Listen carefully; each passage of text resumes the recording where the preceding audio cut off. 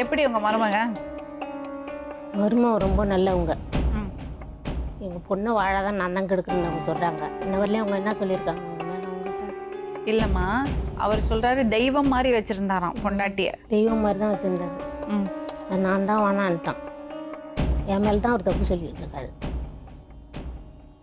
என்ன மேடம் கோயில் என்ன கட்டி சொல்றீங்க? கும்பிட்டுக்கிட்டு இருந்தாரு. அவங்க என்ன சொல்றாங்க? அதுக்கு என்ன பதில் அது சொல்றீங்க? அது பேசுறது முக்காச்சு போயா இருக்கும் அது.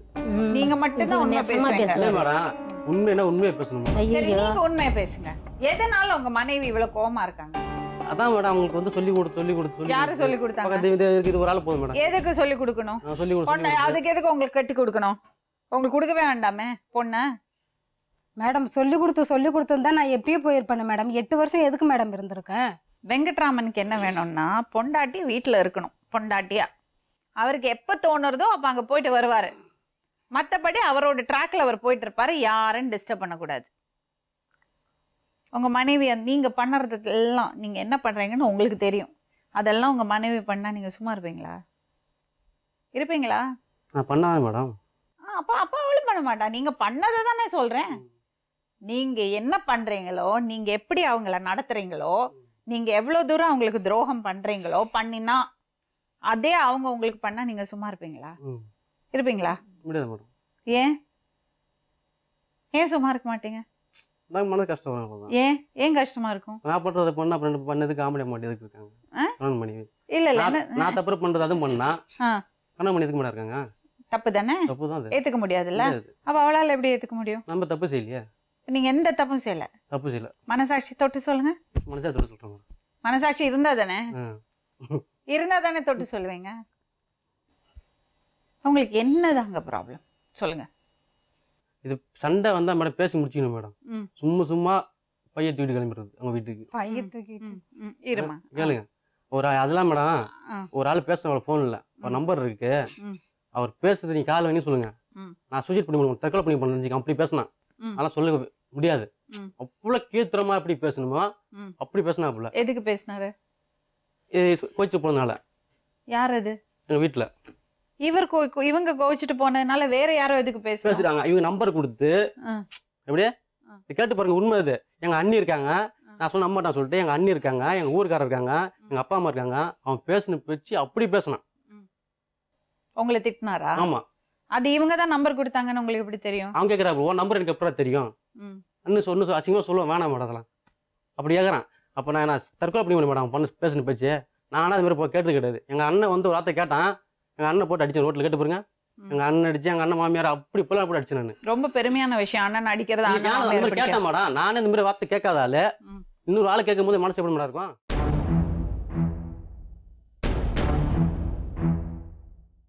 நீங்க ரேஸ் விளையாடுவீங்களா?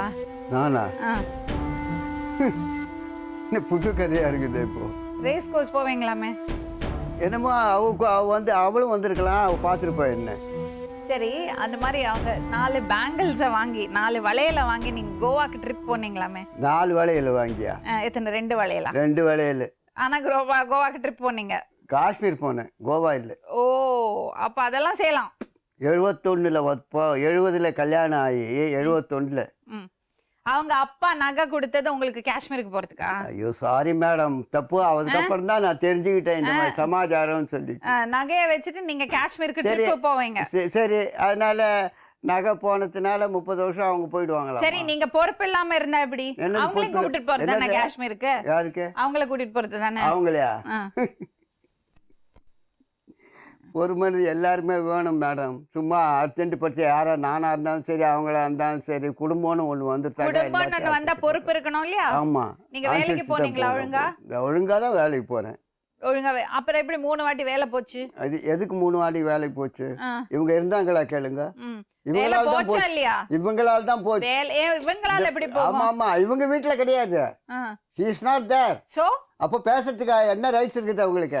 இல்ல கேக்குற வேலை சரியா பண்ணல. அப்படி ஒண்ணு கிடையாது. ஏன் இல்லாதியா?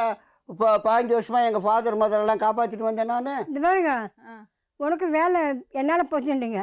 அந்த வேலை எங்க அப்பா தான் கூப்பிட்டு அப்பா எங்க அப்பா கூட அந்த வேலைக்கு செய்ய வந்தேன். எங்க அப்பா தான் வாங்கி கொடுத்தாரப்பா 3 தடவை. அப்ப எங்க அப்பாவோட போக தெரியுதா? அப்ப எனக்கு இந்த வேலை வேண்டாம் சார், உன் பொண்ணு என்கிட்ட இல்லை ஒரு வாரம் சொல்லிக்கலாம் இல்லையா? சொல்லிக்கணும் இல்லையாங்க? இது அவங்க செயின் எல்லாம் வாங்கி அடகு வச்சிங்களா? நானா? ம். கேளுங்க, நான் வாங்கி வச்சேன். உன் செயினை நான் வாங்கி அடகு வச்சேனா? செயினை கொடுத்தாதான் பொண்ணை நாசமாக சொல்லிட்டு செயினை வாங்கிட்டு போனார். யார், நானா? நெக்லஸ் எங்கள் வீட்டில் கொண்டு வச்சேன்னு சொல்லிட்டு நெக்லஸ் கொடுக்க வந்துட்டு ஏன் வயசாகி போனதுல இதுவாகி போச்சு அவங்களுக்கு, வேற ஒன்றும் கிடையாது. செயினை நான் கொண்டு போய் வச்சேன்றாங்க. பொய்யில சரி, பயங்கரமான இப்போ பொய். என்ன சரி, எல்லாம் பொய்யெல்லாம் நானே பொய். நான் அக்கிரமம் பண்ணேன். உங்கள் வீட்டில் போட்ட 15,000 நகையை விற்று தின்னுட்டேன், அவ்வளோதானே. என்னோட குறிகள் அவ்வளோதான். என் பொண்ணை நீங்க 2 பார்க்கணும். பேரும் வயசாச்சேன்னு தவிர ஆமாம், நீங்க 2 பேரும் இன்னும் ஒருத்தர் புரிஞ்சுக்கிறதுக்கு ட்ரையே பண்ணல. நான் புரிஞ்சுக்கிறதுக்கு தான் நான் போனேன். அதுக்கு என்ன இல்ல நீங்க என்ன சொல்றாங்க சொல்றீங்க? நான் கோவாக்கு போல காஷ்மீருக்கு தான் போனேன், 4 வளையல் இல்ல 2 வளையல். மேடம்? அப்ப அதெல்லாம் தப்பு தானே? எப்போ 71ல நடந்தது தப்பு மேடம். தானே? 217 இது வாழ்க்கை 70 போச்சா? 30 வாழ்க்கை போச்சா? எப்போ போயிடுச்சு. இனிமே அதை பற்றி என்ன? கோவாக்கு போனா என்ன, காஷ்மீருக்கு போனா என்ன இருக்குது? ஒன்றும் இல்லை. அவங்களுக்கு அவங்க வாழ்க்கை போச்சுல்ல. சரி, யார் நான் போக சொன்னேன்? உங்க பேரன் உங்களை கூப்பிட்டு பேசியிருக்காரு. ஆமாம், அப்ப என்னை கூப்பிட்டு பேசியிருக்காரு. நான் என்ன சொன்னேன் தெரியுமா? அம்மா பாட்டியெல்லாம் ஐஷன் வாடான்னேன். சொன்ன உடனே டக்குன்னு கட் ஆகுது. இல்ல சித்ரானா எனக்கு யாருன்னே தெரியாது அப்படிலாம் சொல்லிருக்கீங்க. ஒன்றும் கிடையாது. நான் ஒன்றும் சொல்லல, நீங்க என்ன சொன்னீங்க? ப்ராமிஸா சொல்றேன். நான் அந்த மாதிரி சொல்லுவேன். நான் போறேன் மேடம். எனக்கு வந்து இதெல்லாம் பொய்யெல்லாம் பிடிக்காது. இருங்கம்மா, நான் இருங்க, நான் இருங்க. ஒரு கஷ்டப்பட்டு நிமிஷம். வாழ்க்கையில முன்னுக்கு ஒரு நிமிஷமா, ஒரு நிமிஷம். நீங்க சித்ரான்னா யாருன்னு தெரியாது நான் சொல்லுங்க. சொன்னேன். எங்க பேரனை சொல்லுங்கப்பா. சொல்றேன். சித்ரானுக்கு யாரு உடனே போனை கட் பண்ணிட்டு அந்த சித்ரா வந்து எங்கள் சிஸ்டர் கிட்ட பேசுன, எங்கள் பெரிய சிஸ்டர் கிட்ட பேசி அத்தெல்லாம் எப்படி இருக்கிறீங்க, என்ன சமாச்சாரம்னு விசாரிச்சுட்டு அவங்ககிட்ட கொடுக்குறேன் ஃபோனை. நான் பக்கத்தில் இருக்கிறேன், அவங்ககிட்ட கொடுக்குறேன் ஃபோனை. ஒன்று ஃபோனை டக்குன்னு கட் பண்ணாங்க. அப்ப நீங்க கேட்கல சித்ரானா யாருன்னே கேட்கல? நான் ஒன்றும் கேட்கவே இல்லை, எங்கள்கிட்ட பேசவே இல்லை. எப்படி இருக்கே தாத்தான்னா நல்லா இருக்கேன், அம்மாவெல்லாம் அழைச்சிட்டு வாடா வீட்டுக்குன்னு சொன்னேன். சரி, இப்ப ஒரே ஒரு நிமிஷம். நீங்க இங்க வந்ததோட உத்தேசம் வந்து ஆமாம், என்னது சொல்லுங்க. நான் என் பொண்ணை பார்க்கணும், பேரம்பேத்தி பார்க்கணும், மாப்பிள்ளையை பார்க்கணும். என்ன சொல்றீங்க? நான் அலோன் பண்ண மாட்டேன். அவளுக்கு கல்யாணம் பண்ணல, படிக்க வைக்கல, எதுவும் செய்யல. இப்போ என்ன பேரன் எடுத்து இதென்ன ஒம்பா இருக்குது? வேண்டாம். என்ன நீ மாத்திர நான் இல்லாத நீ குழந்தை பேத்திட்டியா? இல்லை, இவ்வளோ வருஷம் 30 வருஷம் உங்களை பார்க்காம வச்சுட்டு பண்ணி நீ கல்யாணம் பண்ணி யாரை கேட்டு பண்ணின? இல்லை கேட்குற பாருங்க, நான் இல்லை உன் பொண்ணை தான் கேட்க விட்டியா? இல்லை பொண்ணுக்கு கல்யாணம் பண்ணும்போது அப்போ யாருன்னு கேட்கலையா? அவங்க ஓடி போட்டாங்க. உன் பொண்ணுக்கிட்டே இல்லாத ராத்திரி 10 மணிக்கு தரத்தி விட்டுட்டு அப்ப இல்லாத பொண்ணுக்கு நீ எப்படி கல்யாணம் யாரே 10 மணிக்கு துரத்துனேன். நான் கோயில்பட்டு போய் பையத்துக்குன்னு ஓன்னு நீ ஞாபகம் வச்சுக்கோ. நான் துரத்தி விட்டேன். அந்த ஆண்டவன் இருப்பான், ஒன்று வச்சுக்கோ.